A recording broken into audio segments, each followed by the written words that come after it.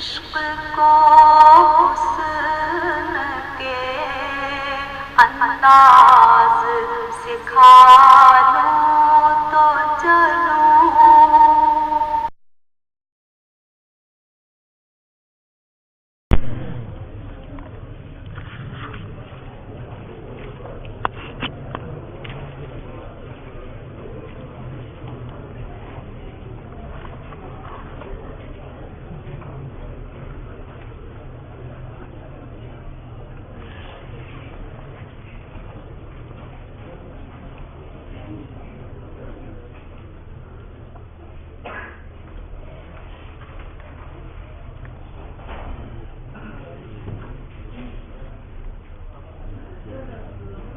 وثانیاً یہ کن لوگوں کا میدان تھا؟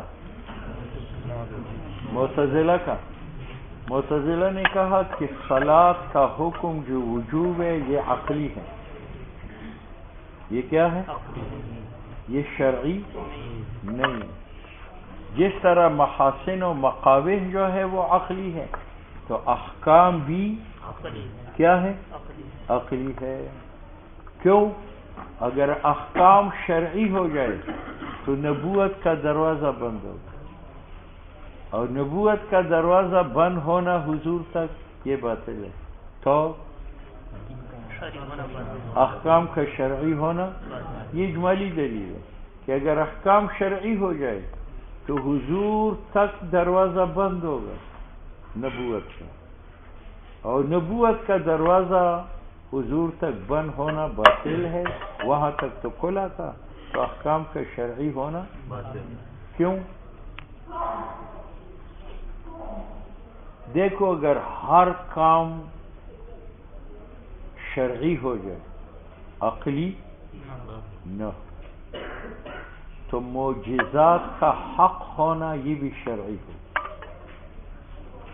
معجزات کا حق ہونا کیا ہوگا؟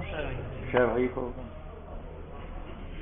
اور جب معجزات کی حقانیت شرعی ہے تو عقلی نہیں، اور جب عقلی نہیں ہے تو عقل جائز سمجھے گی کہ اللہ اظہار معجزات کا کرے علی ید صادق، اور عقل جائز سمجھے گی کہ اللہ اظہار معجزات کا کرے علی ید کاذب. کیوں؟ اس لیے کہ اظہار معجزات کا علی ید صادق یہ حقانیت ہے، اور اظہار معجزات کا علی ید کاذب یہ بطلان ہے. اور حقانیت و بطلان شرعی ہے، عقلی نہیں ہے. تو عقل کے نزدیک اظہار معجزات کا جیسے علی ید صادق جائز ہوگا تو علی ید کاذب. اور جب معجزہ صادق کے ہاتھ پر بھی ظاہر ہوا اور کاذب کے ہاتھ پر بھی ظاہر ہوا تو نبی غیر نبی سے ممتاز نہیں ہوا، اور جب ممتاز نہیں ہوا تو یہ دروازہ بند ہو گیا. یار پتہ نہیں چلتا کون نبی ہے کون نہیں ہے. یہ کیوں بند ہوا؟ آپ نے معجزات کا حق اور باطل ہونا شرعی مانا تھا. اگر عقل نہیں مانے تو اگر شرع نہ بھی ہو تو عقل کہے گا کہ معجزہ حق ہے، اور حق حقدار کے ہاتھ پر ظاہر ہوتا ہے. تو جس کے ہاتھ پر معجزہ ظاہر ہوگا وہ نبی ہوگا، جو نبی نہیں ہوگا اس پر اظہار معجزے کا نہیں ہوگا. اب نبی کا غیر نبی سے پہچان ہے، جب پہچان ہے تو دروازہ کھل گیا. ٹھیک ہے، یہ معنی ہے اس قول کا. وثانیاً انہو حکم لولا ہو اگر عقلی نہ بنے یہ مقدم لم یمتنع الکذب منہ تعالی تو کذب اللہ سے ممتنع نہیں ہوگا. فلا یمتنع اظہار المعجزات علی ید الکاذب تو منع نہیں ہے اظہار معجزات کا علی ید الکاذب جو اظہار جھوٹا ہے. فینسد باب النبوات. بات سمجھ میں آ گئی؟ والجواب، جواب یہ ہے کہ جناب احکام شرعی ہے. احکام کیا ہے؟ شرعی ہے. اور اگر آپ کہتے ہیں کہ اظہار معجزات کا علی ید صادق یہ بھی شرعی ہوگا، اور اظہار معجزات کا علی ید الکاذب وہ بھی شرعی ہوگا، تو عقل اظہار معجزات کو علی ید الکاذب کبھی نہیں سمجھے گی، کبھی ہم کہتے ہیں کہ یار معجزات کی حقانیت جو ہے یہ شرعی ہے، اور آپ جو کہتے ہیں پھر اظہار معجزات کا عقلاً علی ید الکاذب قبی نہیں ہوگی، میں کہتا ہوں قبی ہے۔ اس قبی کا معنی کیا ہے؟ اظہار المعجزہ علی ید الکاذب قبیح اے نقص، اور قباحت بمعنی صفت نقصان کی عقلی ہے یا نہیں؟ پہلے گزر چکا ہے۔ حسن و قبح کا معنی اول بھی عقلی ہے، معنی ثانی بھی عقلی ہے، تو ہم کہتے ہیں کہ تمام احکام شرعی ہے، تو معجزے کی حقانیت جو ہے یہ بھی شرعی ہے۔ اور اگر آپ کہتے ہیں کہ پھر اظہار معجزات کا علی ید الکاذب قبیح نہیں ہوگا عقلاً، میں کہتا ہوں قبیح ہے، کیونکہ اظہار المعجزات علی ید الکاذب قبیح، ان کا معنی کیا ہے؟ نقص، اور قبح بمعنی نقص کی مدرک بالعقل ہے۔ والجواب انه نقص، اظہار معجزات کا علی ید الکاذب قبیح یعنی نقصان، وقد مر انه لا نزاع فیہ، اور یہ بات گزر چکی ہے کہ قباحت بمعنی صفت نقصان میں نزاع نہیں ہے۔ بات سمجھ میں آ گئی؟ وما فی المواقف ان النقص فی الافعال يرجع الى القبح العقلی فممنوعنا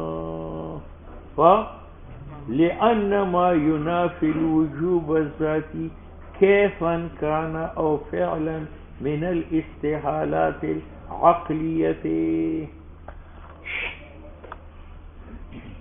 شرمواقف نے بھی معتزلہ کو جواب دیا، لیکن مصنف اس جواب کو نقل کر کے رد کر، کیا کرتا ہے؟ رد کر۔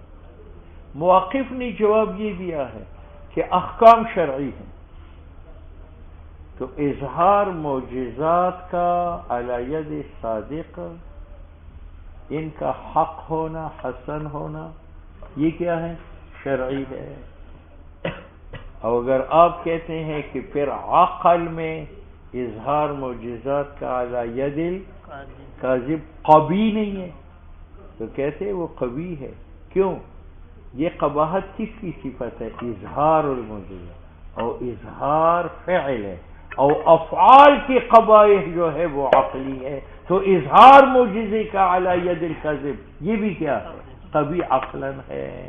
تو موقف نے کیا جواب دیا کہ تمام احکام شرعی ہے، تو اظہار معجزات کا حق باطل ہونا یہ بھی شرعی، اس کی باوجود اظہار معجزہ علی ید الکاذب یہ قبیح ہے عقلاً۔ کیوں؟ اس لیے کہ یہ قبیح صفت ہے اظہار کا، اور اظہار کیا ہے؟ فعل ہے، اور افعال کی قباحت تو کہتے ہیں وما فی المواقف، وہ جو مواقف میں ہے کہ نقص افعال میں راجع ہے قبح عقلی کی طرف، فممنوع،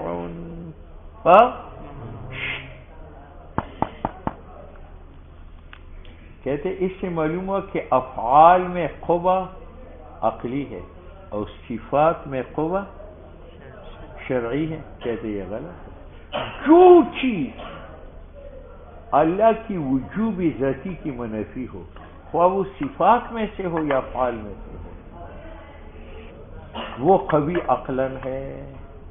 مواقف نے تو یہ کہا کہ افعال میں جو ہے قبح وہ عقلی ہے، مصنف کہتے ہیں نہیں، قبح بمعنی نقصان کی منافی ہے وجوب ذاتی کے ساتھ جو صفت باری تعالیٰ کا ہے، اور جو وجوب ذاتی کے ساتھ منافی ہو وہ قبیح عقلاً ہے، خواہ صفات کی قبیل سے ہو یا لأن ما ينافي الوجوب الذاتی، جو بھی منافی ہے وجوب ذاتی کا، کیفاً کان او فعلاً، خواہ وہ صفات کی قبیل سے ہو یا افعال کے، من الاستحالات العقلیہ، ولذالک اس وجہ سے کہ وہ عقلاً محال ہے، اثبتہ الحکما، حکما نے اس قباحت کو تسلیم کیا ہے، حالانکہ وہ شریعت کے قابل نہیں ہے۔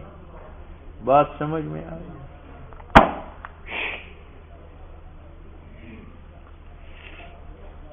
اس مسئلہ میں اختلاف ہے کہ ایک تبلیغی آدمی جو نیک ہے اس کو اللہ اٹھا کر جہنم میں پھینکتا ہے، تو تعذیب صالح کی یہ قبیح ہے یا نہیں؟ تو ہمارے معتزلہ کی نزدیک قبیح ہے، یہ حکمت کے خلاف، اور شاعرہ کی نزدیک قبیح نہیں ہے۔ وہ کہتے ہیں اللہ مالک ہے، تبلیغی مملوک ہے، مملوک کے اختیار ہے، مالک کے اختیار ہے کہ مملوک کو الماری میں رکھے یا آگ میں ڈالے۔ ایک نیک تبلیغی صالح آدمی کو اللہ اٹھا کر جہنم میں پھینکتا ہے، یہ تعذیب صالح جو ہے یہ قبیح ہے یا نہیں ہے؟ تو ہمارے معتزلہ کے نزدیک قبیح ہے، خلاف مصلحت اور خلاف حکمت ہے، اور اشاعرہ کے نزدیک وہ قبیح نہیں ہے۔ وہ کہتے ہیں اللہ مالک ہے، تبلیغی مملوک ہے، اور مالک کو اختیار ہے کہ وہ مملوک میں جو بھی تصرف کری جنت میں بھیجے یا جہنم میں بھیجے، ہم کون ہے سوال کرنے والا؟ تو اشاعرہ کی نزدیک یہ قبیح نہیں ہے، ٹھیک ہے۔ لیکن مصنف کہتے ہیں کہ یار تعذیب التبلیغی قبیحن، اس قبیحن کا معنی نقصن، یہ نقصان ہے حکمت میں، اور قباحت بمعنی نقصان کے عقلی ہے، کیا ہے؟ تو پھر چاہیے کہ اشاعرہ بھی تعذیب طائع کو کیا کہے؟ قبیح، حالانکہ وہ اس کو قبیح، لیکن لازم آتا ہے اشاعرہ کے اوپر کہ ممتنع ہو جائے تعذیب تبلیغی کی، جیسے یہ امتناع مذہب ہمارا ہے اور مذہب معتزلہ کا ہے، ان پر کیوں امتناع تعذیب طائع لازم آتی ہے؟ اس لیے کہ تعذیب طائع ناقص ہے، وہ محال ہے اللہ تعالیٰ کے حق میں، تو چاہیے کہ اشاعرہ اس کو کیا کہے؟ ممتنع کہے، حالانکہ ان کا مذہب یہ ہے کہ ممتنع نہیں ہے بلکہ جائز ہے۔ مسئلہ غلط تنظر لاؤ بھائی لاؤ۔